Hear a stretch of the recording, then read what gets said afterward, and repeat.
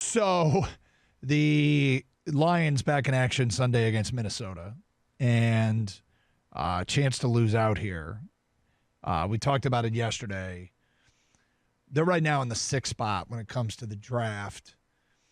And, I mean, the best we can do for creating a path to a better place is hope that the Lions are using the San Francisco plan, which is capable quarterback out.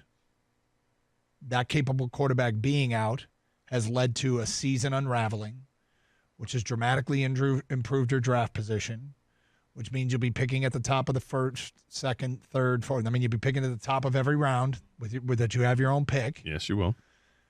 That quarterback comes back, and you are the beneficiary of drafting higher than you otherwise would have because of the injury. Now, in the San Francisco plan, it was Jimmy Garoppolo and allowed him to get Nick Bosa. And in this particular instance, the way it works for the Lions is the difference will likely be that Stafford's career is over. That's the difference that it will likely be. Because just Lions luck, that's Lions what happens. Luck, when they're following a similar path, or the player that they take, let's say they do lose out, and everything we talked about yesterday happens, the player they take, Chase Young, gets hurt or is a bust or whatever, because that's just kind of the way things go. That doesn't mean we're not going to stop trying. And by we, I mean Doug and Scott. The Lions obviously aren't going to stop trying, and we're not going to stop trying. In the back of all of our minds, we know how it works for the Lions. It doesn't work for the Lions. Right, it doesn't. But what would you do if you had the opportunity to make the moves? It could be a similar path here. So, anyway, maybe that plays itself out. But here we sit, and Paul Pasqualoni met with the media. And we told you about how he's asked about, his faith in Patricia and why the fans should have faith. And here is part of his answer when he was speaking to the media this week. Everyone would like to be, you'd love to be, whatever we are, 12-0, you'd love to be. So, I don't think it, from a professional standpoint, I think he's just going to keep grinding. He's got a plan, and he's got a blueprint. I think it's a good one, a real good one, and he'll just keep grinding through it, and it'll work.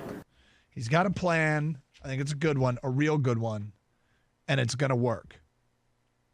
Now, look, that's going to be met with a high degree of cynicism in Detroit.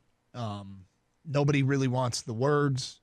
Nobody wants, catchy slogans or anything like that. They just, cool marketing. They just want them to win, right? I mean, none of that other stuff matters. I do appreciate somebody stepping in front and saying, we have a plan, we think it's a good one, and it's going to work. I don't know how.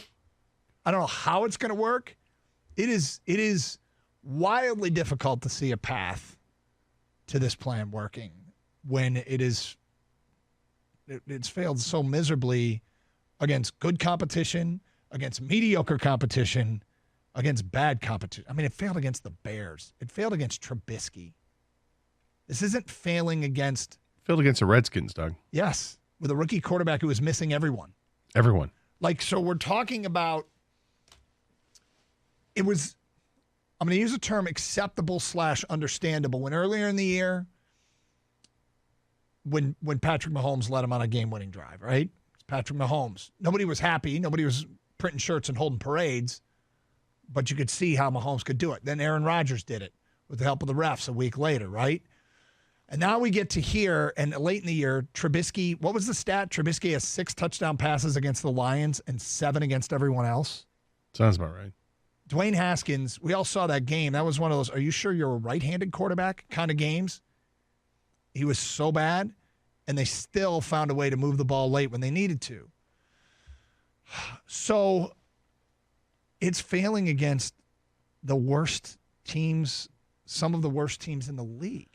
It is. And going into the Thanksgiving Day game, we were talking about it, and I said all I want to see for the rest of the year is improvement on the defense. That's the only way I think that Patricia can save his job for next year is improve the defense. And, I pointed to the Washington game where they didn't give up an offensive touchdown. They gave up field goals. They didn't give up an offensive touchdown, and they gave up too many yards at the end of the game to allow the Redskins to end up winning that game at the end with a field goal. The Bears game, as I'm watching it, I'm up in the press box sitting next to Evan watching it, and I think I even said to Evan, if he hadn't left yet, I said, this last possession here is make or break for Patricia. This is it. Lions had the lead 20-17. There's 6 minutes and 40 seconds left. The Bears have the ball 1st and 10 from their own 10-yard line. Now is the time for Patricia's defense, his acumen as a head coach and defensive-minded coach and defensive coordinator. This is where all that is going to pay off, and they win the game. Instead, the Bears march right down the field and end up with a touchdown with 2:17 to go. Mm-hmm. That's what they did. That's how the Bears answered that. And that to me it epitomizes what's going on with the Lions this year. You lean on the defense to come up and make it. It's not the offense. The offense has scored enough. It's the defense. It's the area of his expertise where it needs to shine. You got to have it. Keep scratching your head. What is going on? Why can't we win these games? It comes down to one possession. Yeah, it comes down to the defensive side of the ball, and you're not getting it done. And you're the guy who's a defensive guru. You're the one who's supposed to get it done, and you're not getting it done. Like, I'm really struggling with the concept of what Pasqualoni said at the end. He's got a plan. We think it's a good plan. And a real good plan, and yeah. It's going to work. And there's just, as scant amount of evidence that you can find. I can't find that it's going to work. Well, and because the season has gone the way it has, and I'm going to dig deeper into what that quote really means to me, and I will. What that means to me is that, hey, I'm the defensive coordinator, but Matt's calling the plays. This is Matt's defense. It's his plan. He's got a plan. It's a good one. It's a real good one, meaning that now he endorses it. Mm-hmm. But it's not mine. It's his plan. I endorse it, but it's not working. Well, I think we should stick to it because it will work eventually. Yeah. I'm going to trust your word on that. What's your word worth? Is it worth a whole lot? It's frustrating. And I've come to terms because they didn't fire Patricia after the Thanksgiving Day game, which I thought that could happen on that Friday. It didn't happen last Friday. I've come to terms with this. He's coaching the rest of the season, and I'm fine with it. Let him coach the next 4 games. I'm okay with that. But there is slim to no chance in my mind that he's going to be able to pull something out of his hat that'll justify bringing him back for the 3rd year. He may not justify it, but the fact remains he still could come back. Oh, he could. Sure, he could. And then I'll be livid if that happens. Yeah, but I would be ripping my hair out. You know how much I love my hair. I would be ripping my hair out trying to understand how on earth you could do that if the rest of the season goes the way that I think it will. I think the sell job is Stafford's injured. We have a lot of guys on IR. We lost a lot of close one-score games. And yeah, I can see. I understand all the selling moments, but and the selling points, but it doesn't jive with me. Does it with you? No, I planted my flag weeks ago that he should be gone, and I think he will return. Okay, I'm going to end up being pissed off at the end of the season. What Ken was laying out there, does that justify to you as a possibility to bring him back? No, if it's you, no. Okay, so and I'm just saying I was the last to the table on this. You guys were way ahead of me. So we're 3-0 on this. So I don't know. Keep bringing up, and people keep thinking that's going to happen. That they're going to bring him back because of all these excuses that'll be made. And yet, I think we're trying to think as objectively as possible here. We're all in agreement.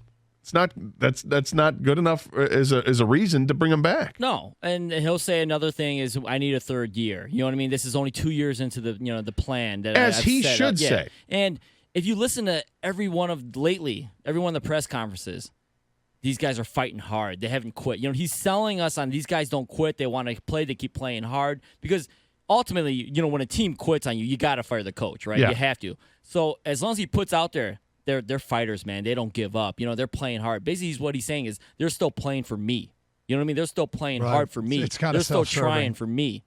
I'm the one who keeps them motivated. Even though we're losing, they're still playing hard.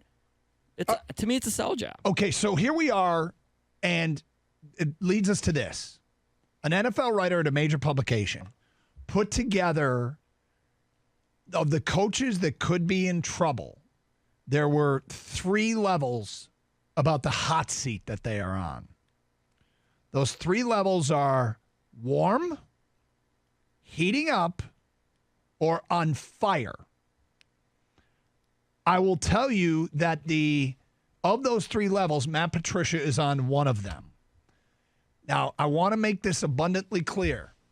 This is this writer's idea of what they actually are, not what you think they are. Not what you think they should be, what they actually are. Because I think right now in Detroit, if you ask people, do you think Patricia's seat should be warm, heating up, or on fire? It's different than what they think it actually is. Reality, knowing ownership, right? So, text us right now at 97136. And remember to sign your name to your text. In reality, do you think Patricia's seat is warm, heating up, or on fire? Because he falls into one of the 3 categories. We'll read some of your text, Gator. I want to get your take. I just kind of want to get a sense for what the people think it actually is. Not what you think it should be, but what it act like. Do you think the Fords are really, really stressed about this and that that he could be gone like his seat's on fire? Or do you think it's the least urgent of the categories? It's just simply warm. And then right in the middle is heating up. 248-539-9797. Text us at 97136. What do you think it actually is? We'll read some of your answers. If you want to give us a reason why, feel free. Gator, I'll get what you think it actually is. That is coming up at 10:50. It's Karsch and Anderson, 97.1.